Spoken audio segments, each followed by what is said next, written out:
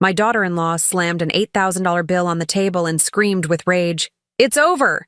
Either you pay this or you're both going to a nursing home." Then my husband, who had been silent, slowly rose to his feet, adjusted his suit, and stared deep into our son's eyes, his own filled with sorrow. No one could have predicted what happened next. "I'm glad to have you here. Follow my story until the end and comment the city you're watching from so I can see how far my story has reached. My name is Ada, and at 61 years old, I never imagined I would be sitting at my own kitchen table, watching my daughter-in-law slam an $8,000 bill down in front of me like I was some kind of debtor who had defaulted on a loan. The sound of the paper hitting the wooden surface echoed through our small dining room, and I felt my heart skip a beat. Emery stood there, her perfectly manicured hands still pressed against the document, her face twisted with a rage I had never seen before, not even during her worst moments over the past 2 years. "It's over!" she screamed, her voice cutting through the afternoon silence like a knife. "Either you pay this, or you're both going to a nursing home." I stared at the bill, my hands trembling slightly as I tried to focus on the numbers.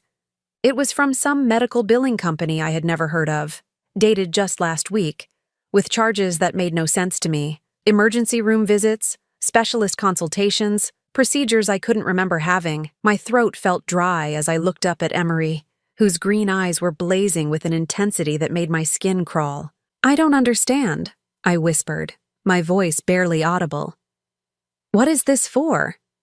Emery let out a harsh laugh, the kind that held no humor whatsoever. "Don't play dumb with me, Ada. These are your medical bills, the ones you've been hiding from us. The ones that are bankrupting my family because you're too selfish to take responsibility for your own health." I felt the blood drain from my face. I had been to the doctor recently, yes, but nothing that would cost anywhere near $8,000. A routine checkup, some blood work, nothing more. I opened my mouth to explain, but before I could speak, Harold cleared his throat. My husband had been sitting quietly in his chair at the head of the table, his weathered hands folded in front of him, his gray eyes fixed on something beyond the window. He had barely said a word since Emery arrived an hour ago, just listened as she ranted about expenses and responsibilities, and how we were becoming too much of a burden for Randall and her to handle. Now, Harold slowly rose to his feet. At 73, he moved with deliberate care, his tall frame unfolding with a dignity that seemed to fill the room. He adjusted his navy blue cardigan, the one I had knitted for him 3 Christmases ago, and then he turned to look at our son. Randall was standing by the kitchen counter, his arms crossed, his face a mask of discomfort and guilt. He wouldn't meet his father's eyes, just stared at the floor like he had when he was 12 years old and had broken Mrs. Henderson's window with his baseball. Harold's gaze was steady, unwavering, but I could see something in his expression that made my chest tighten with worry. It wasn't anger exactly, though there was certainly disappointment there. It was something deeper, something that looked almost like grief. "Son," Harold said quietly, his voice carrying the weight of 7 decades of wisdom and experience. "Look at me." Randall's head jerked up, and for a moment, our 35-year-old son looked exactly like the little boy who used to run into our bedroom during thunderstorms, seeking comfort and protection. But there was no storm outside today, just the toxic atmosphere that Emery had brought into our home. "Is this really what you want?" Harold asked, his voice so soft I had to strain to hear him. "Is this really the man you've decided to become?" The silence that followed was deafening. I could hear the old refrigerator humming in the corner, the tick of the grandfather clock in the hallway, the distant sound of children playing in the neighborhood where Randall had grown up, where we had raised him with love and sacrifice, and the hope that he would become someone we could be proud of. Emery's face flushed red. "Don't you dare try to guilt-trip him," she snapped at Harold. "We've been supporting you two for months now. The groceries, the utilities, the house repairs. We can't keep hemorrhaging money because you're too proud to admit you need professional care." I felt tears stinging my eyes. It was true that Randall had been helping us financially since Harold's retirement benefits had been cut last year. The company he had worked for 37 years had filed for bankruptcy, taking most of his pension with it. We had struggled to make ends meet, and our son had stepped in without being asked, just as we had taught him to do. But professional care? A nursing home? The very thought made my stomach turn. I had visited enough of those places when my own mother was dying to know what they were really like. The smell of disinfectant that never quite masked the odor of human decay, the empty stares of residents parked in wheelchairs facing television screens they couldn't really see, the overworked staff who treated people like problems to be managed rather than human beings deserving of dignity. "We're not ready for that," I said, finding my voice at last. "We're still independent. We just need a little help sometimes."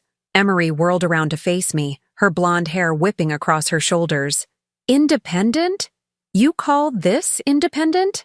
Your husband can barely walk up the stairs without getting winded, and you've been having memory issues for months."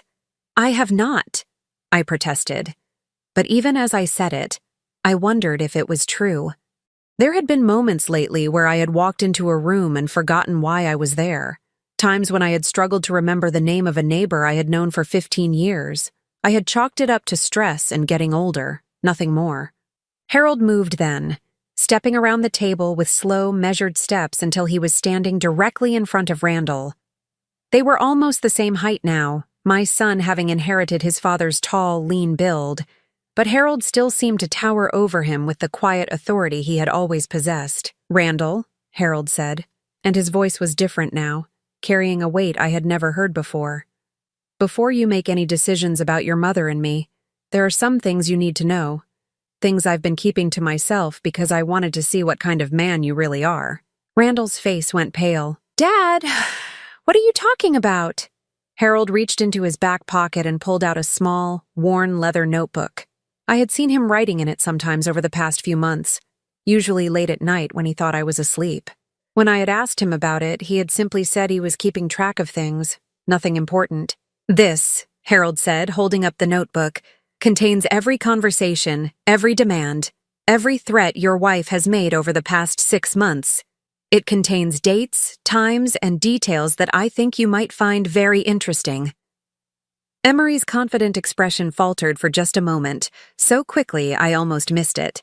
But I saw the flash of panic in her eyes before she regained her composure. "That's ridiculous," she said, but her voice had lost some of its earlier force. "You're just trying to create problems where none exist." Harold opened the notebook and flipped through several pages, his finger tracing lines of his careful handwriting. "March 15th, he read aloud. "Emery tells Ada that if she doesn't stop taking her heart medication, the family will save money on medical bills. March 22nd, Emery suggests that Ada's confusion might be an act to get attention." My blood ran cold. I remembered those conversations, but I had convinced myself I was being oversensitive, that I was misunderstanding Emery's intentions. Harold had been there for the first one, but I thought he hadn't heard.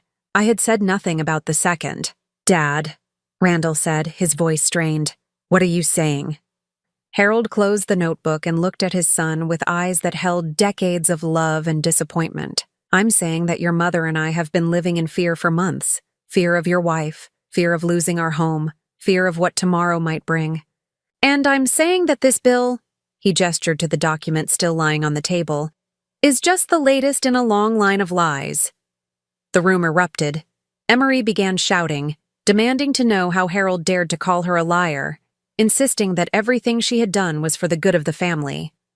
Randall was trying to calm her down while simultaneously questioning his father, his voice rising with confusion and anger. But I was staring at Harold, really seeing him for the first time in months. My husband, who I had thought was simply enduring our situation with quiet resignation, had been watching, listening, documenting everything.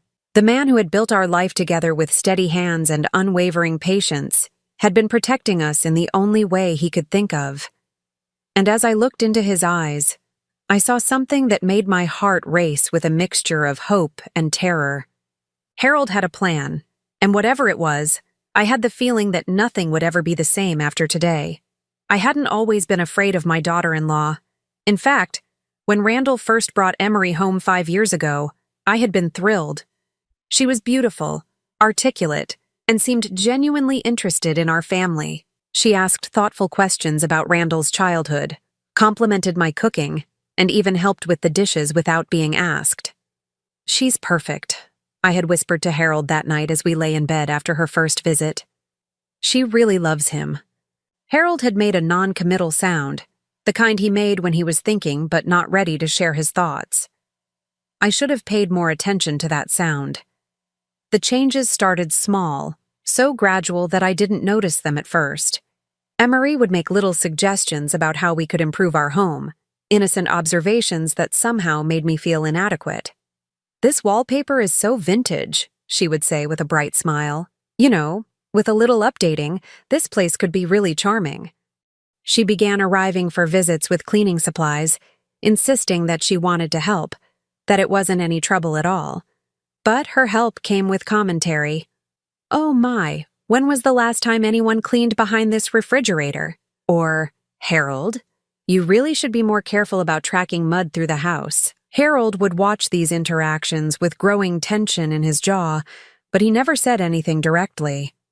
When I tried to talk to him about it, he would simply nod and say that Emery was trying to be helpful, that we should give her time to settle into the family. The isolation began about 2 years into their marriage. Suddenly, Emery had opinions about everything. She thought our weekly dinners with the Kowalskis next door were too much socializing for people your age. She worried that our participation in the church bake sale was too stressful and might affect our health. One by one, our social connections began to fray as Emery found reasons why each activity was inappropriate or dangerous for us. "She's just concerned about us," I would tell myself, even as I found myself making excuses to old friends about why we couldn't meet for coffee anymore, why we had to leave church immediately after service instead of staying for fellowship. But it was the medical issues that really began to worry me. Emery seemed to know an awful lot about our health for someone who wasn't a doctor. She would point out symptoms I hadn't noticed, suggest that my occasional forgetfulness might be early dementia, worry aloud about Harold's shortness of breath after climbing stairs. "You really should see a specialist," she would say with such genuine concern in her voice. "I've been reading about cognitive decline in women your age, and the early signs can be so subtle.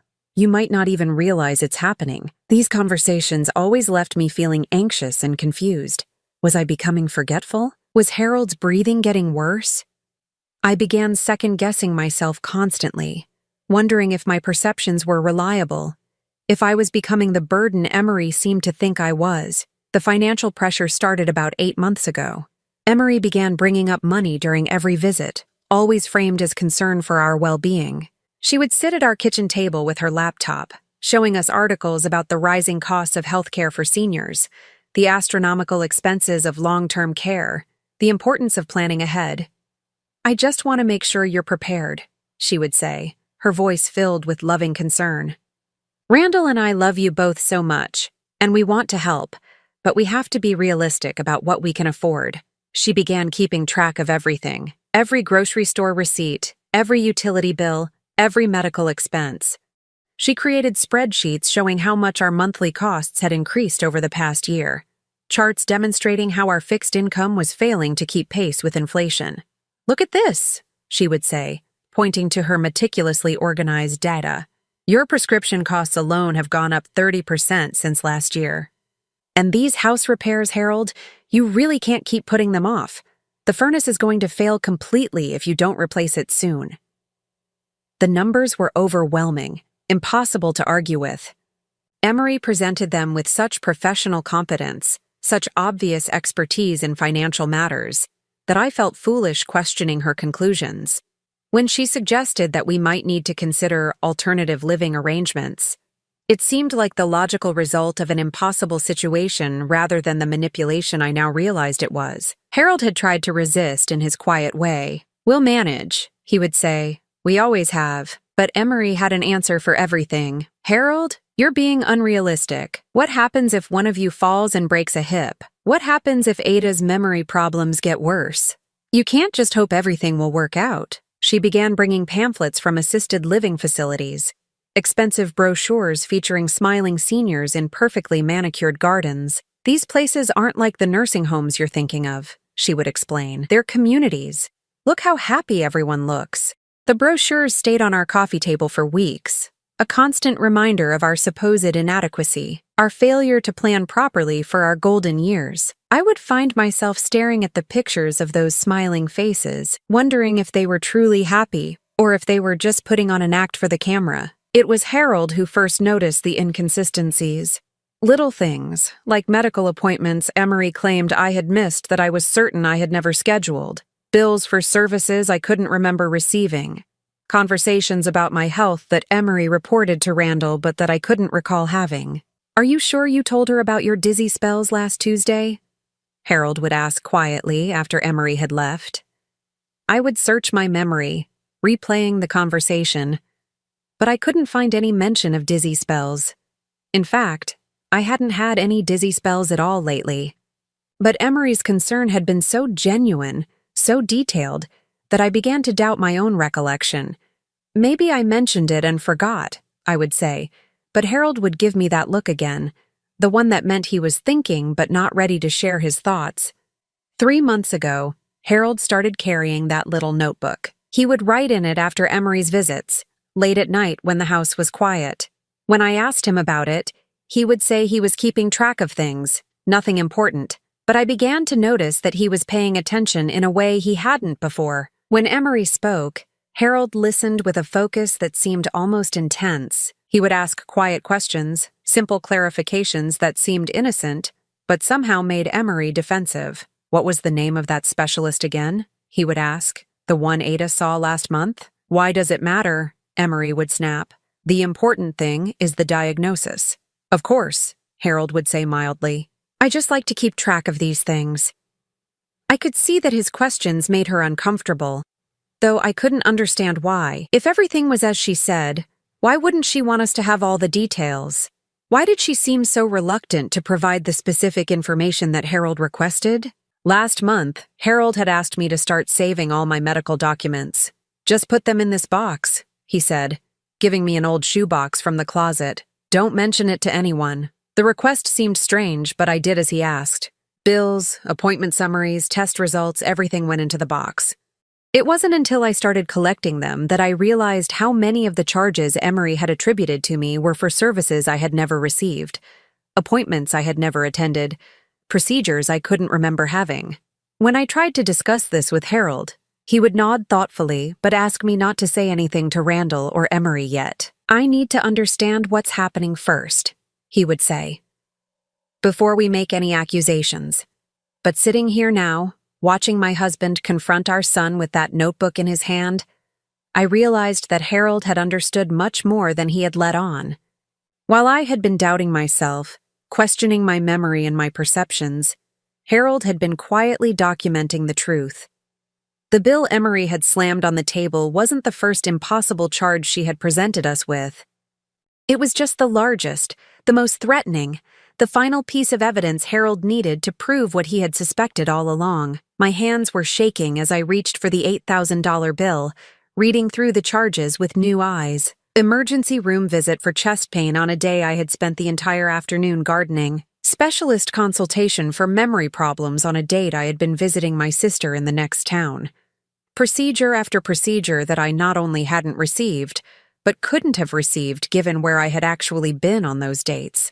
As the truth began to dawn on me, I felt a mixture of relief and rage that threatened to overwhelm me. Relief because I wasn't losing my mind. My memory wasn't failing. I wasn't becoming the burden Emery had convinced me I was becoming. But rage because this woman, this person we had welcomed into our family, had been systematically destroying our sense of reality for her own purposes. I looked up to find Harold watching me, and I saw in his eyes that he knew I was finally seeing what he had been seeing for months. My husband, my partner of 42 years, had been protecting me in the only way he could, gathering evidence and waiting for the right moment to reveal the truth. And that moment was now. Harold opened the notebook again, this time turning to a page near the beginning. His fingers, weathered from decades of honest work, traced the lines of careful handwriting as if he were reading scripture. The silence in the room was deafening, broken only by the sound of Emery's rapid breathing and the distant hum of the refrigerator. "January 7th, Harold read, his voice steady and clear. Emery tells Randall that Ada had an episode of confusion at the grocery store, claiming she forgot where she parked and wandered around the parking lot for 30 minutes before asking for help. I felt my stomach clench. I remembered that day perfectly. I had gone to the store with Emery, and yes, I had momentarily forgotten where we parked, but it had taken me less than 2 minutes to find the car.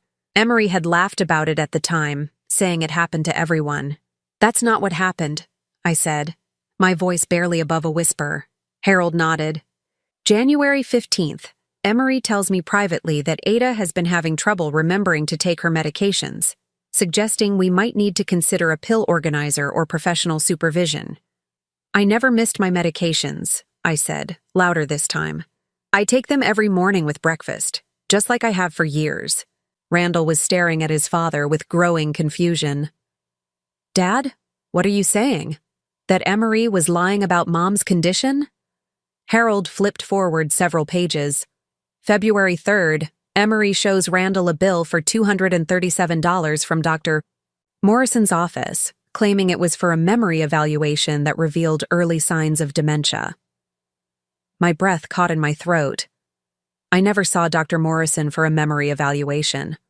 I saw him for my annual physical, and he said my cognitive function was perfectly normal for my age. Emery's face had gone white, but she rallied quickly. "You're confused, Ada. You're proving my point right now. You can't even remember your own medical appointments." But Harold was ready for this. He reached into his other pocket and pulled out a manila envelope. From it, he extracted several documents. "These are copies of all of Ada's actual medical records from the past year, which I requested directly from each doctor's office." He laid them out on the table like playing cards, each one a small piece of evidence that would destroy the narrative Emery had so carefully constructed. Dr. Morrison's notes from February 3rd indicate a routine physical examination with normal cognitive screening results. There is no mention of dementia concerns, no referral for further evaluation, and certainly no recommendation for assisted living placement. Randall leaned forward, squinting at the medical records. I could see his face changing as he read, confusion giving way to something that looked like dawning horror. "But the bill," Emery said, her voice rising with panic. "The bill clearly shows charges for cognitive testing." Harold pulled out another document. "This is a statement from Dr. Morrison's billing department, confirming that no such charges were ever made to Ada's account. The bill you showed us was fabricated." The word hung in the air like a toxic cloud. Fabricated. My daughter-in-law had created fake medical bills, invented symptoms, lied about my condition to my own son. The enormity of it was staggering. "This is insane," Emery said, but her voice lacked its earlier conviction. "Why would I do something like that? What would I have to gain?" Harold turned to another page in his notebook. "March 20th. You tell Randall that our monthly expenses have increased to the point where we need $1,700 per month to stay in our home. You suggest that assisted living would actually be more economical." "Our expenses have increased," Emery protested. "That's not a lie." "No," Harold agreed, "but the reasons you gave were." He pulled out a stack of receipts and bills from the envelope. "These are our actual monthly expenses, which I've been tracking carefully. Our basic living costs are $850 per month, not $1,700. Randall was studying the documents with the intensity of a man trying to solve a puzzle that would determine his own fate. "But what about all these medical bills? The prescription costs? The home repairs?" Harold spread out more papers. "The prescription cost you were shown included medications that Ada doesn't take and procedures that never happened. The home repair estimates came from companies that quoted prices for work we never requested." I watched my son's face as he processed this information. It was like watching someone wake up from a long, complicated dream, the kind where reality and fantasy are so intertwined that it takes time to separate them. "The furnace repair estimate for $3,000, Harold continued, was for replacing a unit in a house twice the size of ours. The roof repair quote for $5,000 was for a complete replacement, not the minor patchwork we actually need." Emery was backing away from the table now, her confident facade cracking like paint on an old wall. "You're twisting everything," she said.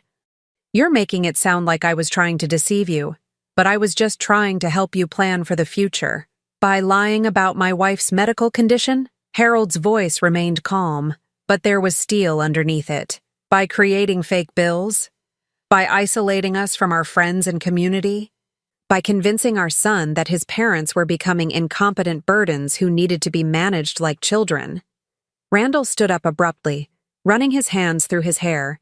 He looked like a man who had just discovered that his entire understanding of reality was built on quicksand.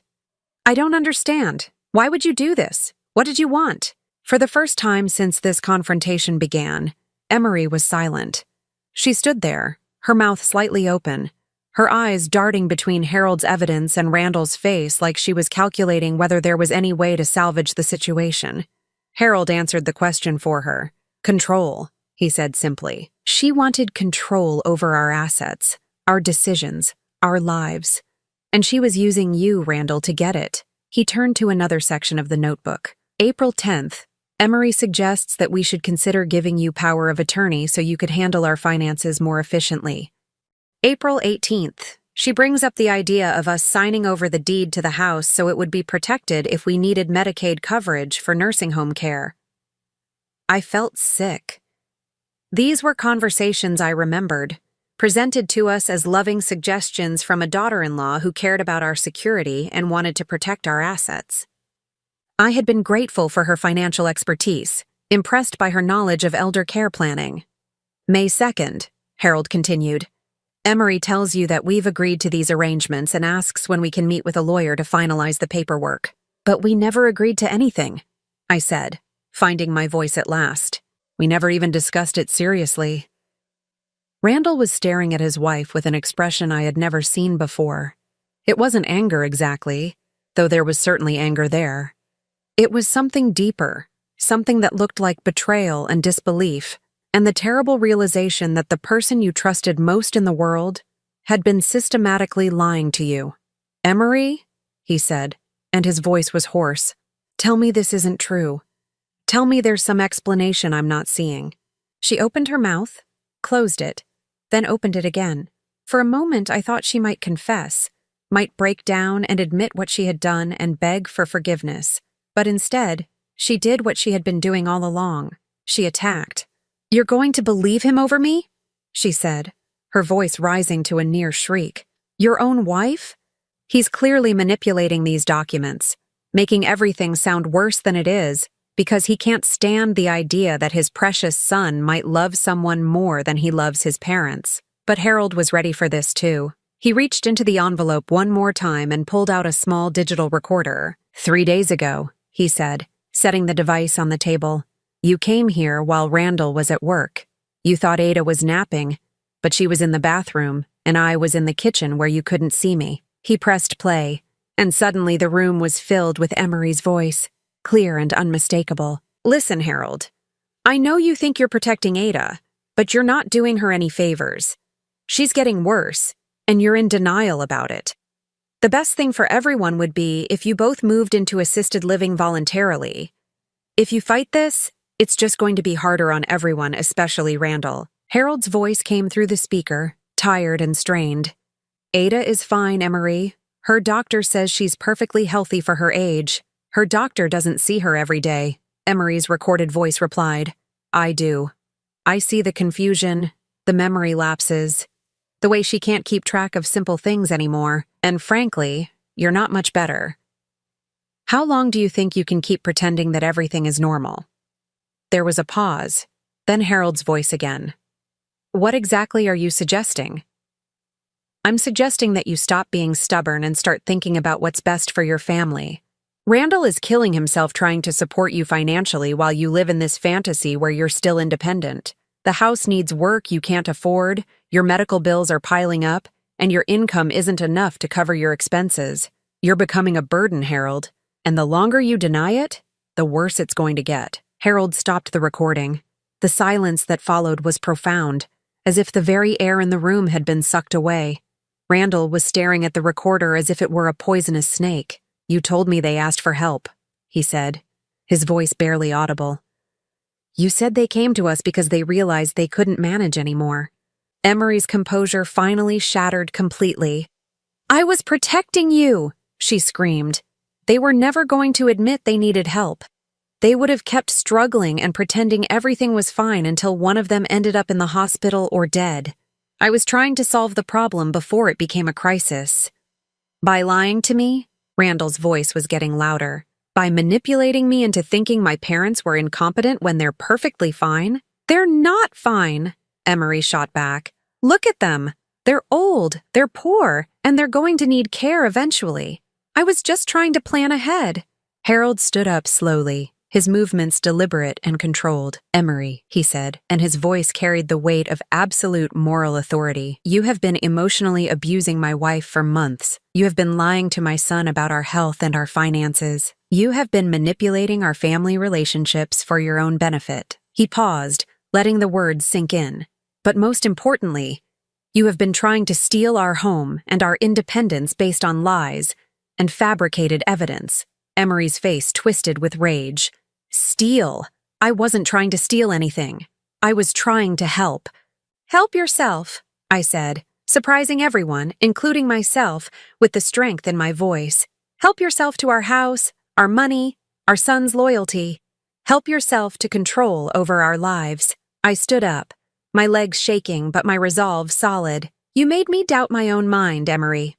You made me think I was losing my memory, becoming a burden, falling apart.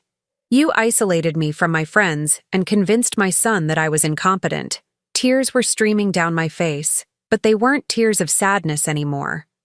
They were tears of rage, of relief, of the terrible joy that comes with finally seeing the truth clearly after months of confusion and doubt.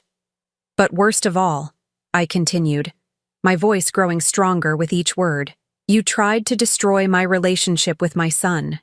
You tried to make him see us as problems to be solved rather than people to be loved. The room fell silent except for the sound of my own breathing.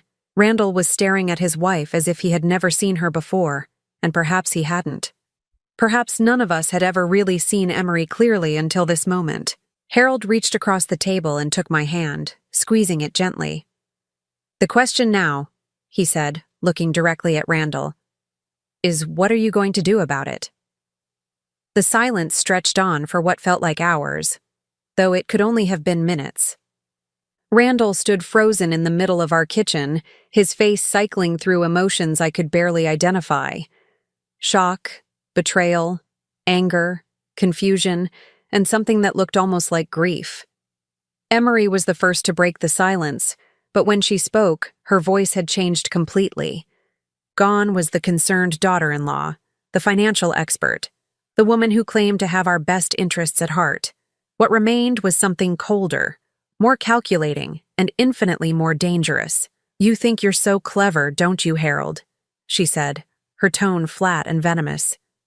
You think your little notebook and your recordings prove something important, but all you've done is show how paranoid and manipulative you really are. She turned to Randall, her expression shifting to something that might have looked like vulnerability if I hadn't just heard the truth about her.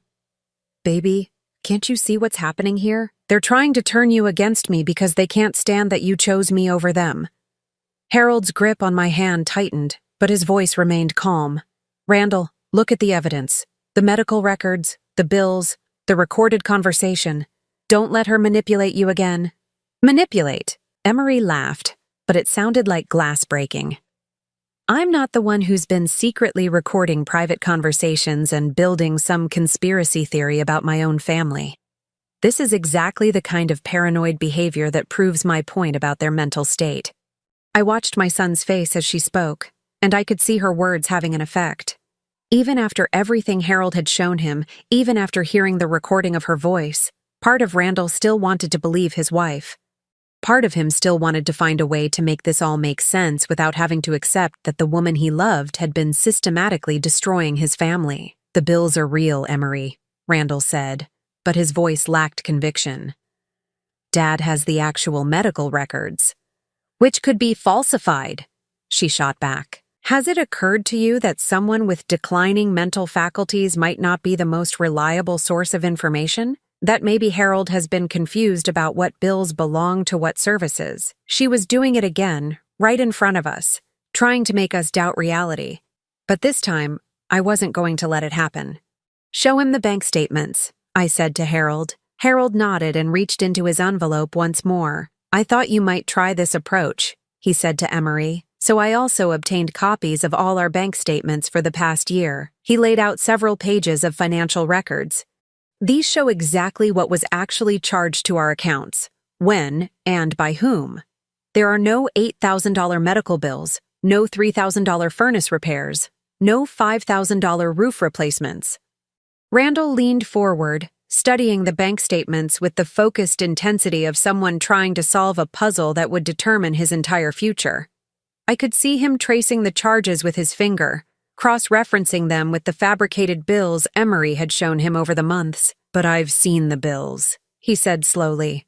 "You've shown them to me, Emery. I've seen the invoices, the payment demands."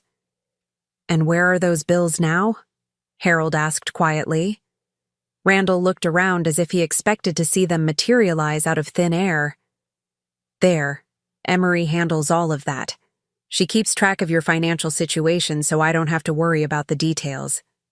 "Though, how convenient," Harold said. "And have you ever seen the actual medical records? Have you ever spoken directly to any of Ada's doctors about her supposed cognitive decline?" The color drained from Randall's face as he realized the answer to that question. "Emery said it would be easier if she handled all the medical communications. She said it was too stressful for you both to have to explain everything over and over." Harold nodded grimly. "Of course she did. Just like she suggested that our weekly dinners with the neighbors were too stressful for us. Just like she worried that church activities were too much for our health. Just like she convinced you that we needed to be protected from ourselves."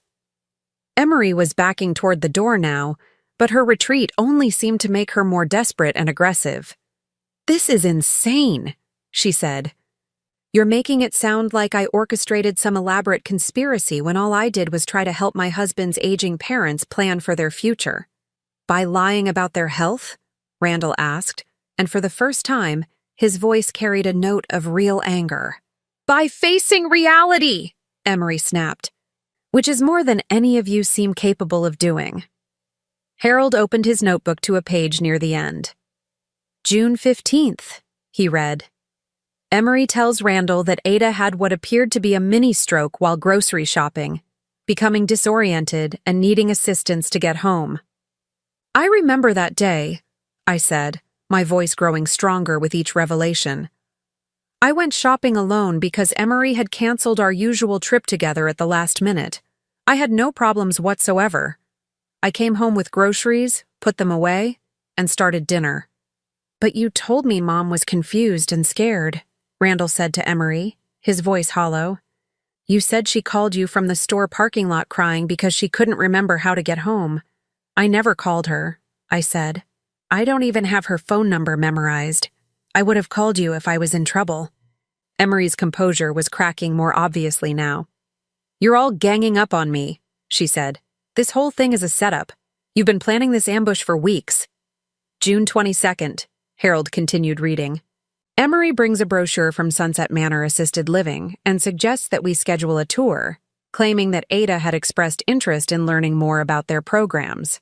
I never expressed any such interest," I said. "In fact, when you showed me that brochure, I specifically said I wasn't ready to consider assisted living.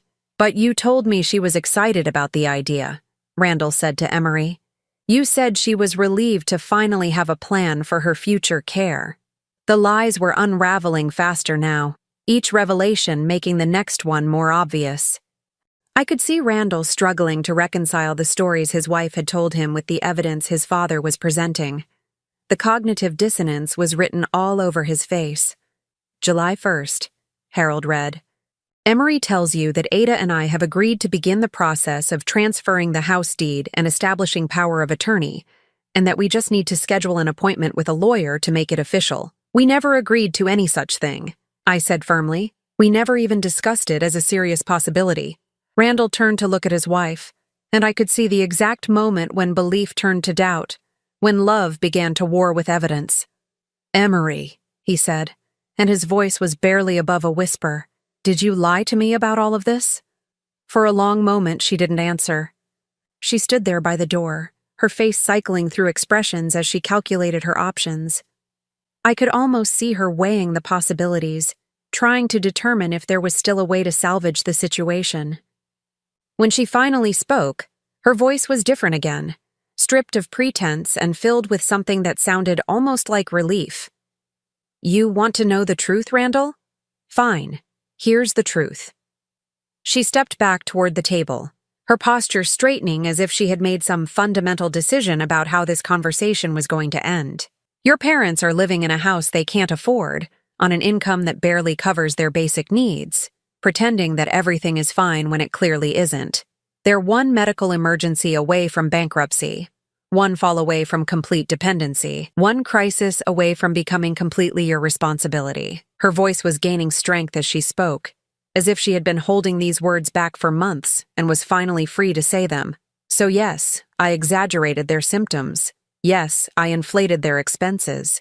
Yes, I created a sense of urgency about their situation that didn't exist yet. But I did it because someone needed to force all of you to face reality before it was too late." Harold was writing in his notebook again, documenting her confession with the same methodical care he had shown throughout this entire process. "You manipulated me," Randall said, his voice thick with emotion. "You made me believe my parents were falling apart when they weren't. You made me treat them like children when they were perfectly capable of making their own decisions. I made you take responsibility," Emery shot back. "Something you never would have done if I had just told you the truth about their finances.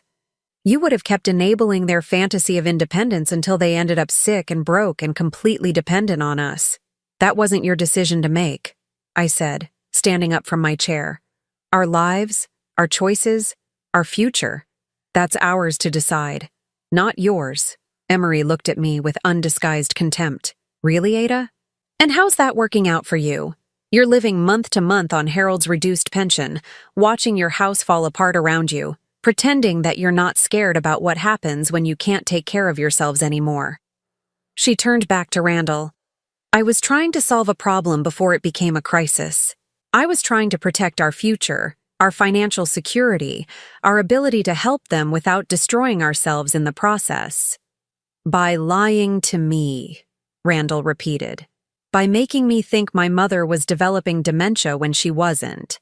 By fabricating medical bills and creating fake emergencies. By doing what needed to be done," Emery said, "because none of you had the courage to do it yourselves." The room fell silent again as we all processed her admission. She hadn't just confessed to lying, she had defended it. She wasn't apologetic or remorseful. She was angry that we had discovered her deception and frustrated that her plan hadn't worked. Harold closed his notebook and looked directly at Emery. "You're right about one thing," he said quietly. "Ada and I are facing financial challenges.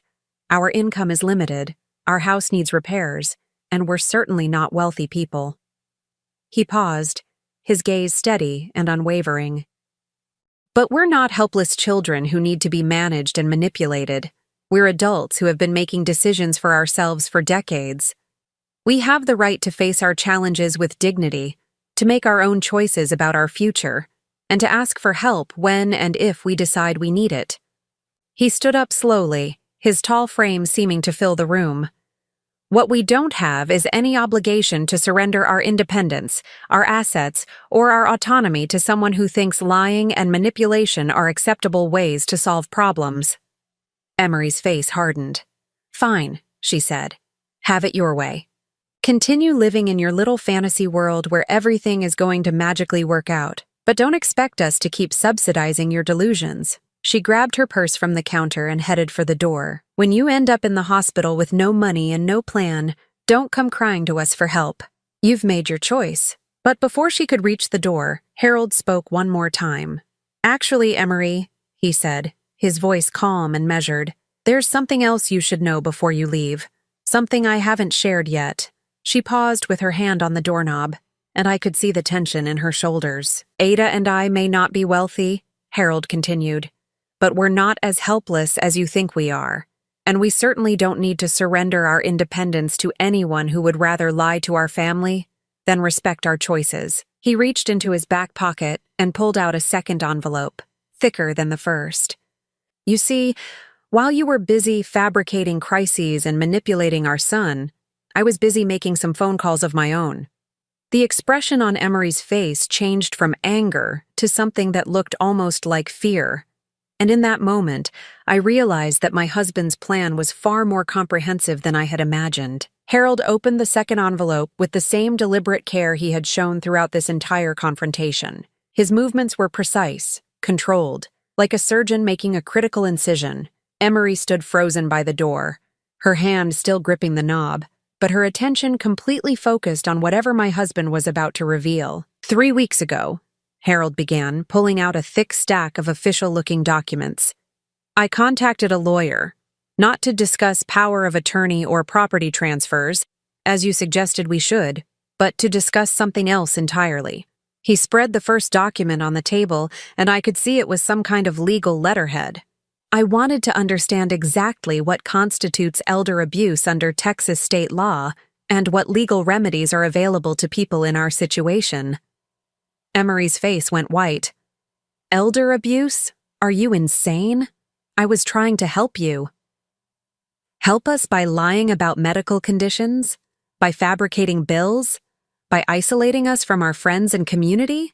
By manipulating our son into believing we were incompetent?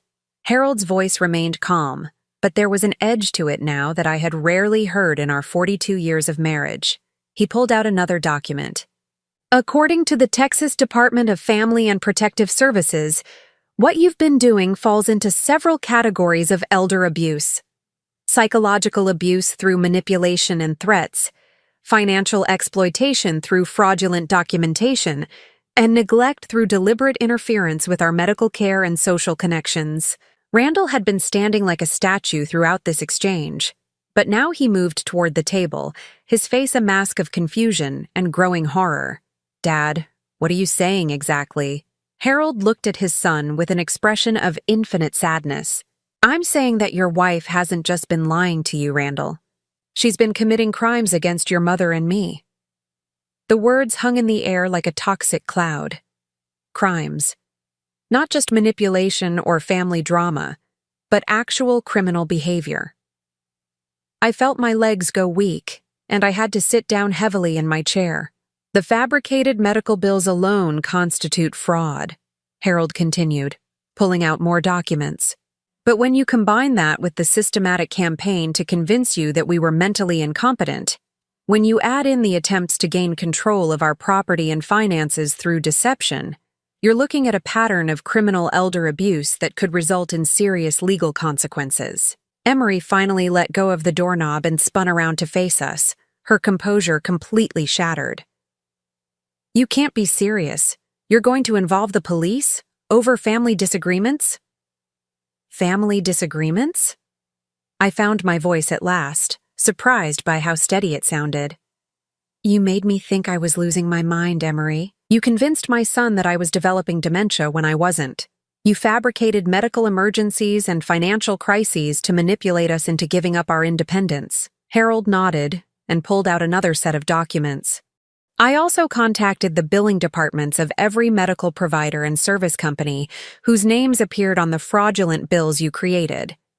They've all confirmed that the charges were never made to our accounts and have provided sworn statements to that effect. He laid out several official letters on the table. Dr. Morrison's office, the emergency room at Methodist Hospital, the physical therapy clinic on Elm Street, the medical equipment company on Fifth Avenue. All of them have provided documentation proving that the bills you showed Randall were completely fabricated. Randall was reading the statements with the intensity of a man trying to understand how his entire world had been built on lies. But why? He asked, his voice breaking slightly. Why would you do this, Emery? What did you hope to gain? For the first time since this confrontation began, Emery seemed to deflate. The anger and defiance drained out of her, leaving behind something smaller and more desperate. I wanted us to have a future, she said, her voice barely above a whisper. Do you have any idea what it costs to take care of aging parents? Do you know what happens to families when they have to choose between their own financial security and their parents' care? She moved away from the door and back toward the table, but her movements were different now, less predatory and more pleading. My own parents went through this with my grandparents. They spent their entire retirement savings on nursing home care, lost their house, ended up living in a tiny apartment with nothing left for their own future. Harold was still writing in his notebook, documenting every word of her confession. I wasn't going to let that happen to us, Emery continued. I wasn't going to watch you bankrupt yourself trying to support them when there were other options available. Better options. Better for whom? I asked, though I already knew the answer. Better for everyone, she insisted, but her voice lacked conviction. If they moved into assisted living voluntarily, while they were still healthy enough to adjust, they would have been happier. The financial burden would have been manageable, and we could have preserved our own future while still making sure they were cared for. Randall set down the legal documents and stared at his wife as if he had never seen her before. So you decided to force the situation by making them think they had no choice. I decided to face reality before it was too late, she said. Someone had to be the adult in this situation. Harold closed his notebook and looked directly at Emery. The adult thing to do would have been to have an honest conversation about concerns and options. The adult thing to do would have been to respect our autonomy and our right to make our own decisions about our future.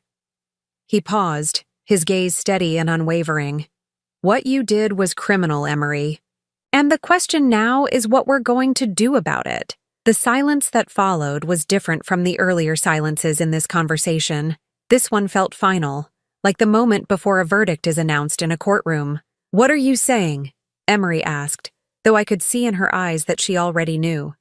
Harold pulled out one final document from the envelope. This is a complaint form for the Texas Department of Family and Protective Services. It documents everything you've done over the past 8 months, supported by the evidence we've gathered. He set it on the table next to all the other papers, medical records, bank statements, fraudulent bills, legal opinions, and sworn statements, the accumulated evidence of months of systematic abuse and manipulation. I haven't filed it yet, Harold said quietly. I wanted to give you the opportunity to understand exactly what you've done and what the consequences could be before I decided how to proceed. Emery stared at the complaint form as if it were a venomous snake. You would really destroy your son's marriage over this?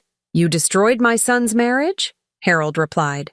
By lying to him, by manipulating him, by using him as a weapon against his own parents. We're just deciding whether to let you face the legal consequences for your actions. Randall had been silent throughout this exchange, but now he stepped forward. His face was pale, but his expression was resolute. What would happen if you filed that complaint? Harold looked at his son with infinite sadness. There would be an investigation.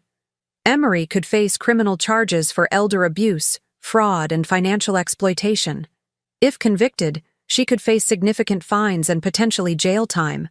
The room fell silent again as everyone absorbed the weight of this information. I found myself thinking about how we had gotten to this point, how a woman I had welcomed into our family with love and hope had systematically worked to destroy our relationships and steal our independence.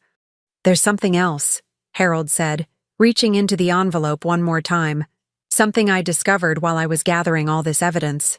He pulled out a bank statement, but this one wasn't ours. This is a statement from an account Emery opened 6 months ago, apparently in preparation for managing our finances once she gained power of attorney. Randall leaned forward to look at the statement, and I saw his face change as he read it. There's money in this account, he said slowly. A lot of money. Harold nodded grimly. Nearly $15,000, transferred from various sources over the past 6 months. Money that was supposedly going to pay for our increased expenses and medical bills. The implications hit me like a physical blow. Not only had Emery been lying about our expenses and medical conditions, she had been collecting money from Randall based on those lies, and storing it in an account we knew nothing about. You were stealing from us, Randall said, his voice hollow with disbelief. You were taking money from me based on fake bills and keeping it for yourself. Emery's remaining composure cracked completely. It wasn't stealing, she said desperately. It was planning. I was setting money aside for their future care, for when they really would need it. In an account only you controlled, Harold pointed out, without our knowledge or consent. With money you obtained through fraud, I added, my voice stronger now as the full scope of her betrayal became clear. Randall sat down heavily in one of our kitchen chairs, his head in his hands. How could I have been so blind? He asked, more to himself than to anyone else. How could I have believed all of this without questioning any of it? Because you trusted your wife, Harold said gently. Because you believed that someone who claimed to love you wouldn't systematically lie to you. Because you're a good man who wants to take care of his family, and she exploited that goodness for her own purposes. Emery was crying now, but they weren't tears of remorse. They were tears of frustration and anger at being caught, at seeing her carefully constructed plan falling apart. You don't understand, she sobbed. I was trying to protect our future. I was trying to make sure we would be okay when this situation inevitably became a crisis. What? By creating a crisis that didn't exist, I said. By stealing our dignity, our independence, and our relationship with our son. Harold picked up the complaint form and held it in his hands, weighing it like he was weighing our entire future. Emery, he said finally, you have 30 seconds to convince me why I shouldn't file this complaint today. The challenge hung in the air between them, a final test of whether there was any possibility of redemption, any chance that the woman who had systematically abused and manipulated us might still have enough humanity left to do the right thing. Emery looked around the room, her eyes darting from Harold's face to mine to Randall's, searching for any sign of weakness or sympathy she could exploit. But for the first time in months, she found none.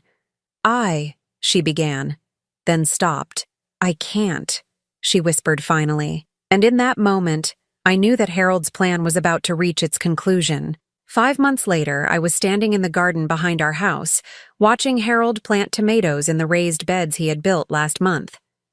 The late afternoon sun was warm on my face, and I could hear the sound of children playing in the neighborhood where we had raised our son, where we had built our life together, and where we would continue to live with dignity and independence for as long as we chose. The transformation hadn't happened overnight. After Emery's confession that day, after Harold laid out all the evidence of her systematic manipulation and abuse, the path forward had been both clear and difficult. Harold had filed the complaint with Adult Protective Services, just as he had said he would. The investigation that followed had confirmed everything we suspected and more. Emery was charged with multiple counts of elder abuse, fraud, and financial exploitation. She pleaded guilty to reduced charges and received 3 years probation, community service, and an order to repay the money she had stolen, plus damages. But the legal resolution, while important, had been the easy part. Rebuilding our relationship with Randall, helping him process the betrayal he had experienced, and learning to trust each other again had been much more challenging. For the first month after the confrontation, Randall had barely spoken to us. He was consumed with guilt and shame about how he had treated us, angry at himself for believing Emery's lies, and struggling to understand how he could have been so thoroughly manipulated by someone he loved. I remembered the afternoon he had finally come to see us, about 6 weeks after Emery had moved out of their house. He had sat in our living room, his head in his hands, and cried like the little boy who used to run to us during thunderstorms. I don't know how to apologize for this, he had said, his voice muffled by his hands. I don't know how to make up for the way I treated you both. Harold had sat beside him on the couch, the same couch where he had read bedtime stories when Randall was small, and put his arm around his son's shoulders. You don't need to apologize for being manipulated, Harold had said gently. You need to learn from it, and you need to help us rebuild what was damaged. But you don't need to carry guilt for someone else's crimes. It had taken time, patience, and several sessions with a family counselor, but slowly we had found our way back to each other. Randall had learned to recognize the signs of manipulation that he had missed before. We had learned to trust his intentions even when we disagreed with his decisions. And together, we had built a new relationship based on honesty, respect, and mutual support, rather than obligation and guilt. The financial situation that Emery had fabricated as a crisis had turned out to be manageable with honest communication and realistic planning. Yes, we lived on a fixed income. Yes, our house needed some repairs. Yes, we would eventually face health challenges that might require us to make difficult decisions about our future. But we were facing these realities together, as a family, with full knowledge of the facts and respect for each other's autonomy. Randall helped us create a realistic budget and plan for potential future needs. We made some modifications to the house to improve safety and accessibility, and we established clear agreements about when and how we would ask for help if we needed it. Most importantly, we had reclaimed our voices in our own lives. No one was making decisions for us based on fabricated emergencies or exaggerated fears. No one was isolating us from our friends and community. No one was trying to convince us that we were incompetent or burdensome. I had reconnected with my old friends, including Mrs. Kowalski next door, who had been wondering why we had become so distant over the past year. I had resumed my volunteer work at the church, which I had missed more than I realized. Harold had started a woodworking class at the community center and was making friends with other retirees who shared his interests. We were living our lives again, making our own choices, facing our challenges with dignity and support, rather than manipulation and fear. "Ada," Harold called from the garden, interrupting my thoughts. "Could you bring me the watering can from the garage?" I smiled and went to fetch it, marveling at how such a simple request felt like a gift after months of having every interaction filtered through Emery's agenda of crisis and control. As I handed Harold the watering can, he straightened up and looked at me with the same steady gaze that had sustained me through 42 years of marriage and the recent months of upheaval. "Any regrets?" he asked quietly. I considered the question seriously. The past year had been one of the most difficult and painful periods of our lives together. We had been betrayed by someone we trusted, manipulated into doubting ourselves and each other, and forced to confront the possibility that our own son might choose his wife's lies over our truth. But we had also discovered strengths we didn't know we had. Harold's quiet determination to document the truth and protect our family had been remarkable. My own ability to reclaim my voice and stand up for our rights had surprised me. And Randall's willingness to face the truth, no matter how painful, and work to rebuild our relationship had shown us the kind of man we had really raised. "No regrets about standing up for ourselves," I said finally. "No regrets about refusing to be victims. No regrets about fighting for our right to live with dignity." Harold nodded and turned back to his tomato plants, but I could see the satisfaction in his expression. Just then, we heard the sound of a car pulling into our driveway. I looked toward the house and saw Randall getting out of his truck, carrying what looked like a toolbox. "What's he doing here?" I asked, though I was smiling. "I may have mentioned that the kitchen faucet has been dripping," Harold said with studied innocence. Randall approached us with the slightly tentative manner he still sometimes displayed when he wasn't sure if he was intruding. The divorce had been finalized 3 months ago, and he was slowly learning to rebuild his life without Emery's constant manipulation and control. "Hey, Mom, Dad," he said, setting down his toolbox. "I thought I'd take a look at that faucet, if that's okay." "Of course it's okay," I said, reaching up to hug my son. "But you don't have to fix everything that needs fixing around here. We can afford to call a plumber if necessary." Randall smiled, and for the first time in months it reached his eyes. "I know you can, but I want to help."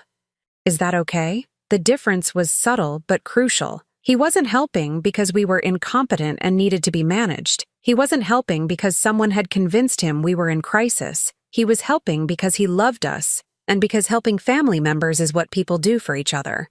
"It's more than okay," Harold said, clapping his son on the shoulder. "It's appreciated." As Randall headed toward the house to work on the faucet, Harold and I continued tending the garden. The sun was beginning to set, casting long shadows across the yard where Randall had played as a child, where we had hosted countless family barbecues and birthday parties, where we had built a life together that no amount of manipulation or abuse could ultimately destroy. "You know," I said, pulling weeds from around the pepper plants, "I used to be afraid that we were becoming a burden, that we were holding Randall back from his own life and happiness." Harold paused in his watering to look at me. "And now?" Now I realize that was never really the issue. The issue was whether we would be allowed to age with dignity and make our own choices about our future, or whether someone else would make those choices for us based on their own agenda. I stood up, brushing dirt from my hands, and looked around at our modest but well-maintained home, our thriving garden, our neighborhood full of friends and memories. We may not be wealthy, and we may not live forever, but we're not a burden.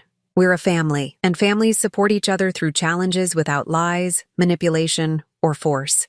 Harold set down the watering can and took my hand, his fingers intertwining with mine just as they had on our wedding day 42 years ago. Emery was wrong about a lot of things, he said quietly. But she was especially wrong about one thing. She thought that love meant controlling people, protecting them from their own choices, making decisions for them based on what you think is best for them. He paused, looking toward the house where we could hear Randall working on the faucet, whistling softly as he worked. But real love means respecting people enough to let them live their own lives, make their own mistakes, and ask for help when they're ready. It means being there to support them when they need it, not forcing support on them when they don't. As if summoned by our conversation, Randall appeared at the back door. "Faucet's fixed," he called out, and I noticed the front steps could use some reinforcement. "Want me to take a look at that next weekend?" "If you have time and want to," I called back, "but only if it works for your schedule." He grinned and gave us a thumbs up before disappearing back into the house. Harold squeezed my hand gently. "Think he's learned the difference between helping and controlling?"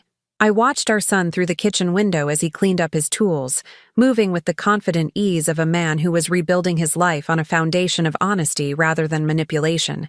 "I think we all have," I said. As the sun set behind our house, painting the sky in shades of orange and pink, I felt a deep sense of peace that had been missing from my life for far too long. We had faced a serious threat to our independence, our dignity, and our family relationships. We had been lied to, manipulated, and abused by someone we had trusted and welcomed into our lives. But we had survived. More than survived, we had reclaimed our voices, our choices, and our right to live our lives according to our own values and decisions. The future might still hold challenges. We were, after all, in our 60s and 70s, and time brings changes whether we're ready for them or not. But whatever came next, we would face it together, with honesty and mutual respect, as partners in life rather than problems to be managed. And that, I thought as I watched Harold put away the gardening tools and Randall lock up his toolbox, was the way it should be, the way it had always been meant to be. Some people might look at our story and see it as a cautionary tale about the importance of watching out for elder abuse and manipulation. Others might see it as a reminder that family relationships require constant vigilance and clear boundaries. But for me, it was something simpler and more fundamental. It was proof that you're never too old to stand up for yourself, never too vulnerable to reclaim your dignity, and never too late to rebuild relationships on a foundation of truth rather than lies. Harold had been right to document everything, right to gather evidence, right to confront the truth no matter how painful it was. But most importantly, he had been right to believe that our family was worth fighting for, that our relationship with our son could survive the damage that had been done to it, and that love based on respect and honesty was stronger than manipulation based on fear and control. As we walked back toward the house together, our hands still intertwined, I felt grateful for many things. Grateful for a husband who had protected our family with patience and wisdom. Grateful for a son who had found the courage to face the truth and work to rebuild what had been damaged. Grateful for friends and community members who had welcomed us back without judgment or questions. But most of all, I felt grateful for the simple, profound gift of being able to live my own life, make my own choices, and face my own future with dignity and tact. That was what Emery had tried to take from us, and that was what we had refused to give up. And in the end, that had made all the difference. Now I'm curious about you who listened to my story. What would you do if you were in my place? Have you ever been through something similar? Comment below, and meanwhile, I'm leaving on the final screen 2 other stories that are channel favorites, and they will definitely surprise you. Thank you for watching until here.